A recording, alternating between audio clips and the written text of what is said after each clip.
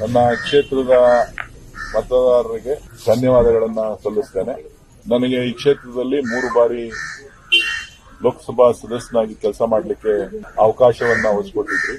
4ನೇ ಬಾರಿಗೆ ಅಗ್ನಿ ಪರೀಕ್ಷೆಯಲ್ಲಿ ನನಗೆ ವಿರಾಮವನ್ನ ಕೊಟ್ಟಿದ್ದೀರಿ.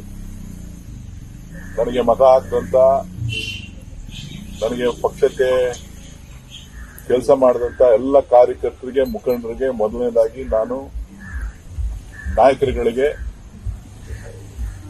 ಧನ್ಯವಾದಗಳನ್ನು ಹೇಳಲಿಕ್ಕೆ ನಾನು ಬಯಸ್ತೇನೆ. ಏನು ಇವತ್ತು ಈ ಚುನಾವಣೆಯಲ್ಲಿ ಮತದಾರರ ಪ್ರಭುಗಳು ಇವತ್ತು ತೀರ್ಮಾನವನ್ನ ಕೊಟ್ಟಿದ್ದಾರೆ. ಆ ತೀರ್ಮಾನಕ್ಕೆ ನಾನು ಸ್ವಾಗತವನ್ನ ಮಾಡ್ತಾ ಡಾಕ್ಟರ್ ಮಂಜುನಾಥ್ ಅವರಿಗೆ ಅಭಿನಂದನೆಗಳನ್ನು ಸಲ್ಲಿಸ್ತೇನೆ.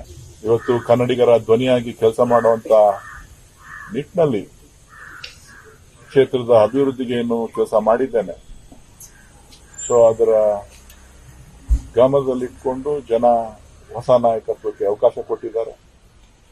ಅವರು ಚೆನ್ನಾಗಿ ಕೆಲಸ ಮಾಡಲಿ, ರಾಜ್ಯಕ್ಕೆ ಒಳ್ಳೇದಾಗ್ಲಿ, ಕ್ಷೇತ್ರಕ್ಕೆ ಒಳ್ಳೇದಾಗ್ಲಿ.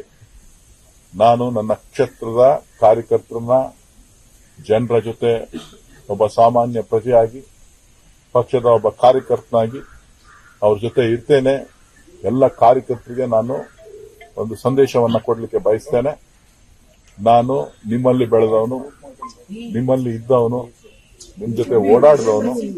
ಆ ಕೆಲಸ ನಿರಂತರವಾಗಿರ್ತದೆ. ಪ್ರಜಾಪ್ರಭುತ್ವ ವ್ಯವಸ್ಥೆಯಲ್ಲಿ ಸೋಲು ಗೆಲುವನ್ನ ನಾವು ಸಮಾನವಾಗಿ ಸ್ವೀಕಾರ ಮಾಡಬೇಕು. ಅದನ್ನ ನಾನು ಸ್ವೀಕಾರ ಮಾಡಿದ್ದೇನೆ. ನನಗೆ ಹೋರಾಟ ಮಾಡಿದಂತ ಎಲ್ರಿಗೂ ಕೂಡ ನಾನು ಮತ್ತೊಮ್ಮೆ ತಮ್ಮೆಲ್ಲರಿಗೂ ಕೂಡ ಧನ್ಯವಾದಗಳನ್ನು ತಿಳಿಸ್ತೇನೆ.